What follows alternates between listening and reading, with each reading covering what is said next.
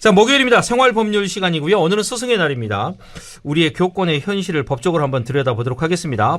송지영 변호사와 함께하겠습니다. 변호사님 안녕하십니까? 네, 안녕하세요. 네, 어서 오십시오.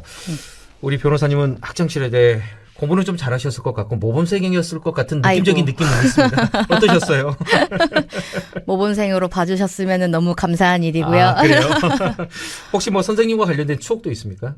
엄청 많은 것 같아요. 뭐 저는 예를 들어서 이제 변호사로 직업을 선택을 하셨잖아요. 네네. 어떤 선생님의 어떤 영향도 있었는지 뭐 이것도 좀 궁금한데요.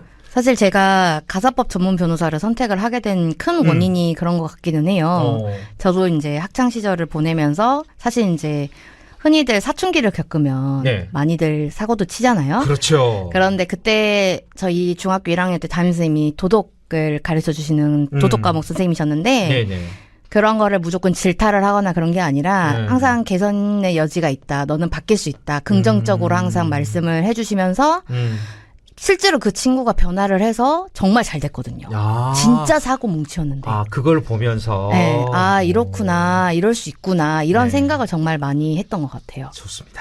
스승의 날에 방금 우리 송지영 변호사가 얘기한 것처럼 우리 선생님들에 대한 이런 좋은 얘기들을 좀 했으면 좋겠지만은 요즘 그렇지 않은 사건들이 많이 발생을 하고 있습니다. 어제 저희가 뉴스에서도 전해드렸습니다만은 최근에 이제 그 부산의 한 초등학교에서 학생이 선생님을 폭행하는 일이 있었고 지난달에도 서울에서 고등학생이 교사와 말싸움을 벌이다 폭행하고 또 이게 영상이 유포되는 일도 있지 않았습니까? 네, 맞습니다. 저도 기억을 하는데요.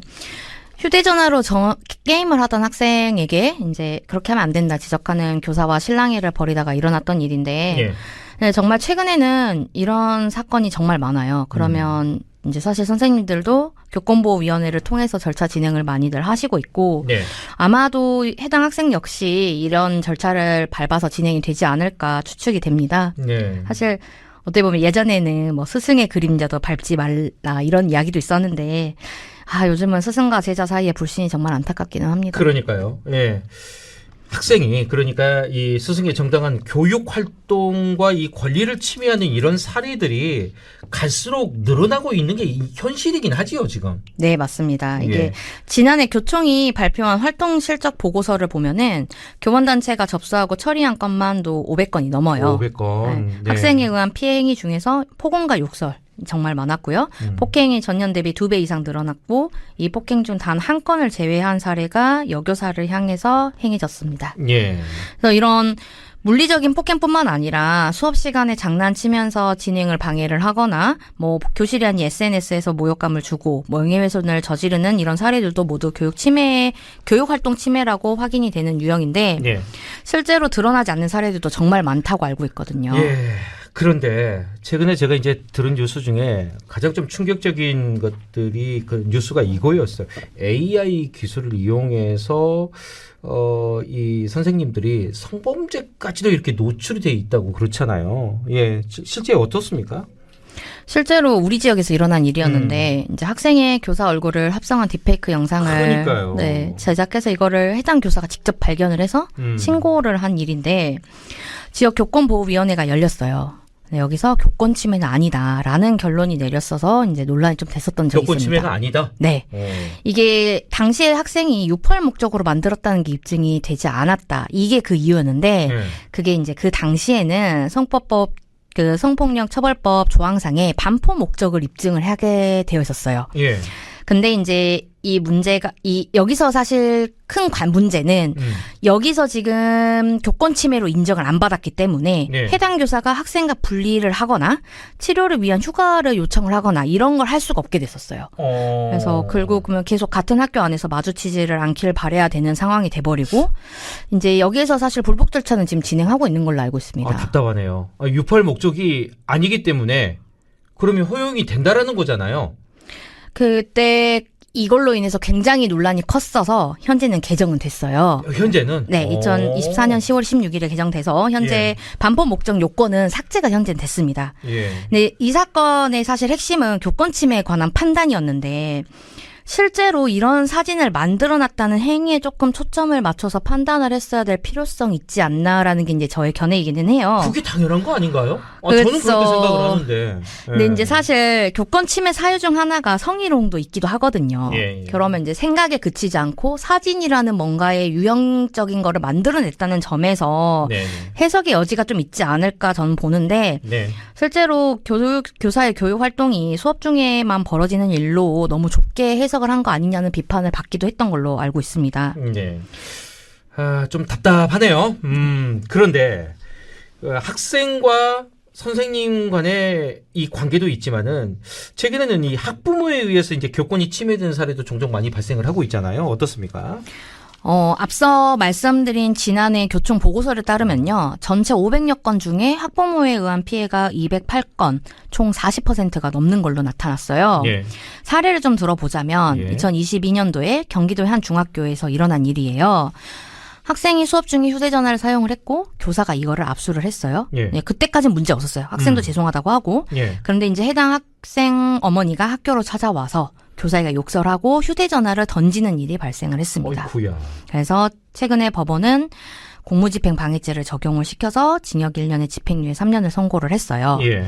23년 전북에서는 수업을 방해한 학생한테 일종의 레드카드라고 이제 호랑이 모양 스티커를 이렇게 준 게 우리 있는데. 학생들에게 뭐 칭찬 스티커 네, 주는 맞습니다. 거 그런 건 것 같습니다. 네. 이제 우리 호랑이 모양 스티커면 뭔가 좀 잘못을 했기 때문에 준 것 같은데 맞습니까? 네, 맞습니다. 그래서 학부모가 해당 교사를 아동학대 혐의로 고소를 했어요. 아동학대요? 네. 아이들 앞에서 너에게 좀 이렇게 모욕감을 주었다라는.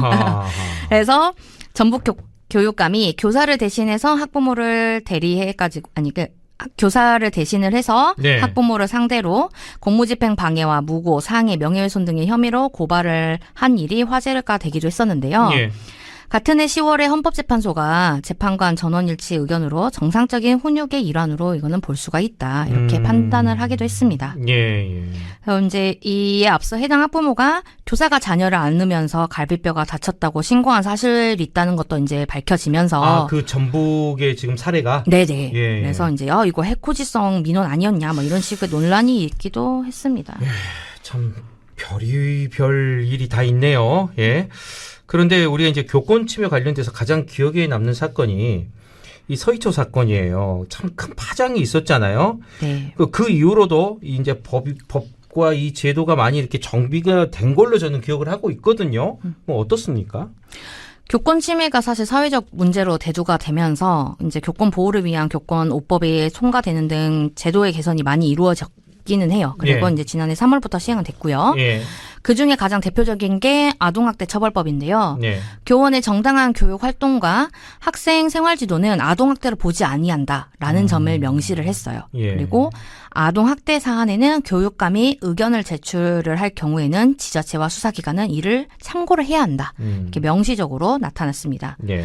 근데 이제 문제는 항상 있죠. 그럼에도 불구하고 현장에서는 이러한 변화에 대한 체감은 크지 않다라고 목소리를 내고 있다는 건데 네. 최근 교총 설문조사에서도 교사 10명 중에 8명이 그 법 시행됐음에도 별로 긍정적인 변화는 없다. 이렇게 답변을 하기도 했습니다. 별로 달라진 게 없다라는 거잖아요. 네, 맞습니다. 그런데 문제는 뭐냐? 이렇게 학교 현장이 불안하다는 거잖아요. 그러면 결국은 피해를 보는 건 누구냐? 우리 아이들이에요. 그렇지 저도 않습니까? 그렇게 생각합니다. 예. 네. 사실 이 교권이라는 게 넓은 의미로 해석을 하면 교육권이거든요. 예. 교사가 안전하고 존중받는 환경에서 교육을 할 수가 없다면 사실 많은 학생들이 제대로 교육받을 수 있는 권리를 침해하는 결과가 나올 수도 있지 않나. 그러면 실제로 해코지성 민원과 고발로 경찰서를 여러 번 다녀가는 것이 정신적 스트레스가 상당을 할 거란 말이에요. 예. 근데 이제 일각에서는 학생의 인권을 지나치게 강조를 해서 그렇다. 뭐 교권의 강화를 위해서는 학생 인권을 어느 정도는 뭐 폐지를 한다든지 좀 제한을 둬야 된다. 이렇게 주장도 하는데 예. 사실 저는 두 문제 다 중요해요. 중요해요. 네. 저도 그렇게 생각을 합니다. 이건 이렇게 주장하면 안 된다고 저는 생각을 하는데.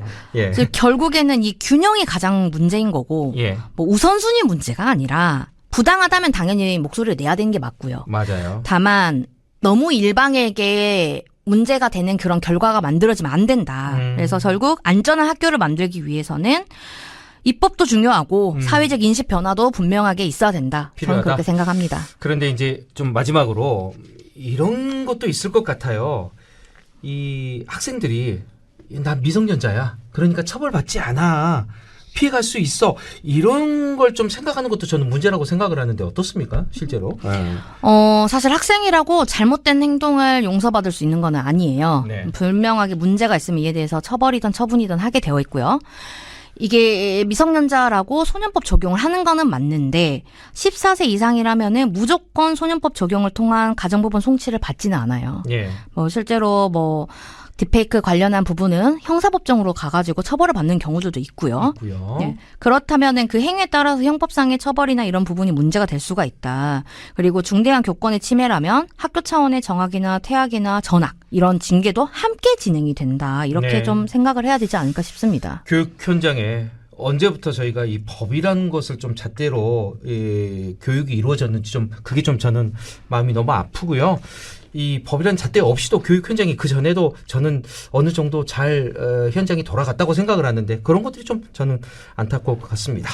자, 오늘 스승의 날을 맞아서요. 그 교권 침해 사례에 대해서 저희가 잠깐 이야기를 나누어 봤습니다. 생활법률 송지영 변호사와 함께했습니다. 오늘 말씀 고맙습니다. 네, 감사합니다.